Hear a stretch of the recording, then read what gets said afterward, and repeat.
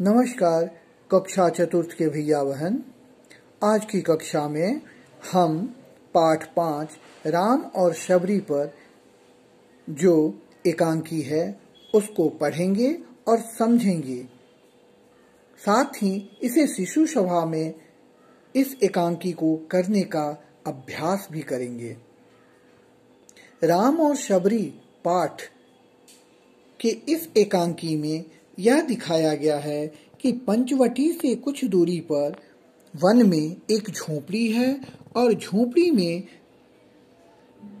शबरी द्वारा लाए गए जंगल से फलों को रखा जा रहा है। शबरी सवर जाति की एक वनवासी महिला थी। सवर जाति के वनवासी लोगों की झोपड़ी शबरी के कुटिया से कुछ दूरी पर बना हुआ था। वहां से एक सवर आता है जो एक 5-6 साल का एक लड़का है। वो आके शबरी से पूछता है कि माँ क्या कर रही हो। शबरी कहती है, आओ बेटे, बहुत दिनों के बाद दिखाई पड़े हो। सवर तुरंत उत्तर देता है कि हाँ माँ, खर और दूषण के कारण पंचवटी की ओर चला गया था। तो शबरी उससे पूछती है, सुना है खर और दूषण दोनों राक्षस मारे गए। वह बालक बोलता है कि हाँ, मैंने स्वयं देखा है, राम ने उन्हें मारा है। शबरी इत्मीनान की सांस लेते हुए कहती है, चलो, पंचवटी का संकट दूर हो गया। सभी राम की जय जयकार कर रहे होंगे और कर रहे हैं। सवर खुशी में कहता है, हाँ माँ, हम सभी राम की जय मना रहे हैं। तुरंत सवर दुखी हो जाता है और कहता है, पर वे विजयी होकर भी दुखी हैं माँ। शबरी पूछती है कि अब क्या हुआ, कौन सी विपत्ति आ पड़ी है। राम तो बड़े वीर हैं, बलवान हैं। सवर कहता है, हाँ माँ, रावण ने छल से जानकी माता का हरण कर लिया। हम उनकी सहायता भी नहीं कर पाए। रावण आया था, शबरी आश्चर्य में पूछती है, और छल करके जानकी को चुरा ले गया। रावण सबको सता रहा है। स्त्री को सताना उसे महंगा पड़ेगा। अब लगता है कि उसका अंत निकट आ गया है। सवर शबरी से बोलता है कि राम और लक्ष्मण जानकी को खोजते हुए इधर ही आ रहे हैं। शबरी तुरंत खुश होकर बोलती है कि क्या राम इधर आ रहे हैं? जंगल के त्राता राम आ रहे हैं। एक साधु ने कहा था कि राम इधर आएंगे, उनके दर्शन कर हम सभी धन्य हो जाएंगे। सवर शबरी से कहता, यही संदेश देने आया था माँ। आप तो भगवान शिव और विष्णु दोनों की पूजा करती हैं और आप राम में विष्णु की छवि देखती हैं। शबरी ने कहा, हाँ बेटे, रावण के अत्याचार से सब नष्ट हो गए थे। मेरे सभी अपने मारे गए थे। अब सभी के चले जाने के बाद मैं पूजा में समय बिताती हूँ, अपने दुखी लोगों की सेवा करती हूँ। अब राम की सेवा का अवसर मिलेगा। जाओ, सबको बता दो गाँव में। सवर कहता है, हाँ माँ, मैं जा रहा हूँ, सबको बताने जा रहा हूँ। और इस प्रकार कहते हुए वह सवर अपनी गांव की तरफ चला जाता है। दूसरे दृश्य में शबरी राम के स्वागत के लिए झोपड़ी को चारों तरफ साफ सुथरा कर रही है। दोनों तरफ की पगडंडियों को भी साफ सफाई कर रही है। वह देखकर प्रसन्न होती है कि 2 क्षण के बाद पेड़ की टोकरी की ओर देखती है और उसी समय पड़ोस की एक छोटी सी बालिका दौड़े हुए शबरी के पास आती है।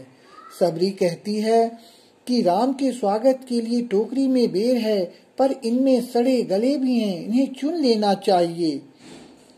बालिका शबरी से पूछती है, क्या मैं चुन दूं दादी? शबरी बोलती है, यह काम मैं ही करूंगी, तुम मेरे साथ बैठो, देखो और कुछ सीखो। बालिका कहती है कि दादी माँ, कुछ सिखाओ तो सीख लूंगी। तुम भगवान राम का नाम जपोगी कि बेर चुनोगी? सबरी हंसते हुए कहती है साथ साथ चुनो, तुम्हारी बात मान गई। दोनों साथ साथ टोकरी में बेरों को चुनती है। फिर सबरी सड़े बेरों को दूर फेंक आने को उस बालिका को देती है। सबरी अपने आप से बुदबुदाते हुए कह रही है, अब मुझे मीठे बेरों को चुन लेना चाहिए, पर कैसे पता चलेगा? बिना चखे कैसे पता चलेगा? चखकर मीठे बेरों को राम और लक्ष्मण के लिए चुन लेती हूँ। सबरी बेर को चखकर मीठे बेर चुनने लगती है। कुछ देर में बालिका लौट कर आती है। वह देखती है उसे आश्चर्य हो रहा है। फिर निकट आकर कहती है, दादी माँ, बेरों को जूठा कर रही हो? राम जूठे बेर खाएंगे? सबरी कहती है, नहीं रे पगली, जूठा नहीं कर रही हूँ, मीठे बेरों को ढेर से मैं चुन रही हूँ। बालिका आश्चर्य में पूछती है, क्या ऐसे बेर चुना जाता है? सबरी कहती है कि मैं तो राम के लिए ऐसे ही बेर चुनूंगी। बालिका आश्चर्य में सिर हिलाते हुए कहती है, तुम और तुम्हारे राम दोनों अद्भुत हैं। और यह कहते हुए बालिका दौड़ते हुए अपने घर की तरफ चली जाती है। तीसरी दृश्य में राम और लक्ष्मण सबरी की झोपड़ी की ओर आ रहे हैं। सबरी अपनी झोपड़ी के द्वार पर आकर राम का स्वागत करती है। राम सीता हरण की पीड़ा को भूल जाते हैं सबरी के स्वागत को देखकर, और सबरी बोलती है कि राम, मेरे राम, दर्शन हो। राम कहते हैं कि हाँ माँ सबरी, मैं आ गया। मुझे मालूम है कि रावण के अत्याचार से यह वन त्राही त्राही करता आ रहा है। तुम बड़े साहस के साथ सबको ढाढ़स बंधाती रही हो। तुम्हारी झोपड़ी तो ऋषि मतंग का आश्रम है। सबरी कहती है, हम जंगल के लोग छोटे माने जाते हैं राम, पर हमारा हृदय छोटा नहीं है, व्यवहार खोटा नहीं है। राम कहते हैं, सबरी को समझाते हैं प्यार से कि हम सबरी, मैं जानता हूँ, तभी तो तेरे द्वार पर आया हूँ।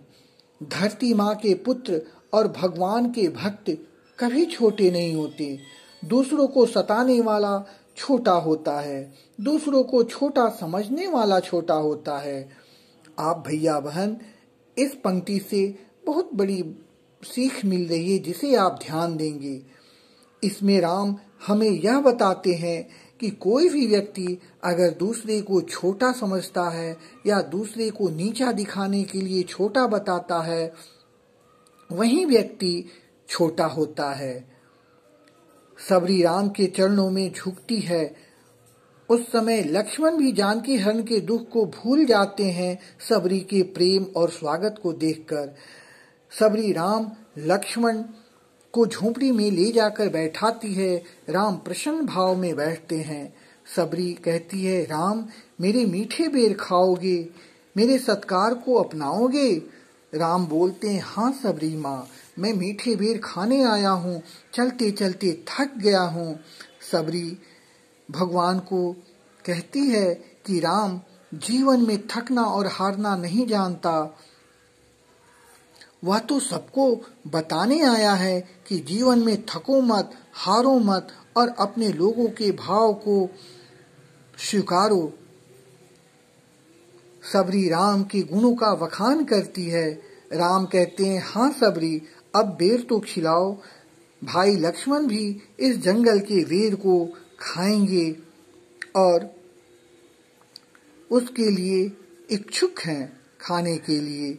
सबरी टोकरी से बेर निकालकर राम को देती है और कहती है, ये लो राम, बड़े मीठे बेर हैं, मैंने इसे चख कर रखा है। केवल राम के लिए मीठे बेर को ही चुन कर रखा है। राम मीठे बेर को खाते हैं, बहुत मीठा है सबरी, लो लक्ष्मण। और यह कहकर भगवान राम लक्ष्मण को भी बेर देते हैं खाने के लिए। लक्ष्मण जूठे बेर को देखकर थोड़ा नाक भौं सिकड़ाते हुए कहते हैं कि भैया तुम ही खा लो, मैं बाद में खा लूंगा। राम हंसते हुए कहते, मैं तो पेट भर खाऊंगा लक्ष्मण भैया। सबरी इन प्रेम को देखकर गदगद हो जाती है और कहती है, हे राम, मेरी तपस्या पूरी हो गई, तुम्हारे दर्शन हो गए, मैं धन्य हो गई। और राम का स्वागत करने के पश्चात सबरी ही किष्किंधा नरेश सुग्रीव के बारे में बताती है और राम को उस तरफ भेजती है। ये थी सबरी और राम की प्रेम भरी कथा, जिसमें सबरी का प्रेम और स्वागत झलकता है, निस्वार्थ प्रेम है। और हम सभी को पता है कि भगवान प्रेम के ही भूखे होते हैं। अब मैं इस पाठ का प्रश्न उत्तर आपको दे रहा हूँ। इसे आप अपनी कॉपी में लिखेंगे, सुंदर अक्षर में लिखेंगे। मैं बार बार आपको इस तरफ ध्यान आकर्षित करता हूँ कि आप अपने सुलेख को हमेशा सुंदर बनाकर ही लिखें और इसे याद करें। धन्यवाद।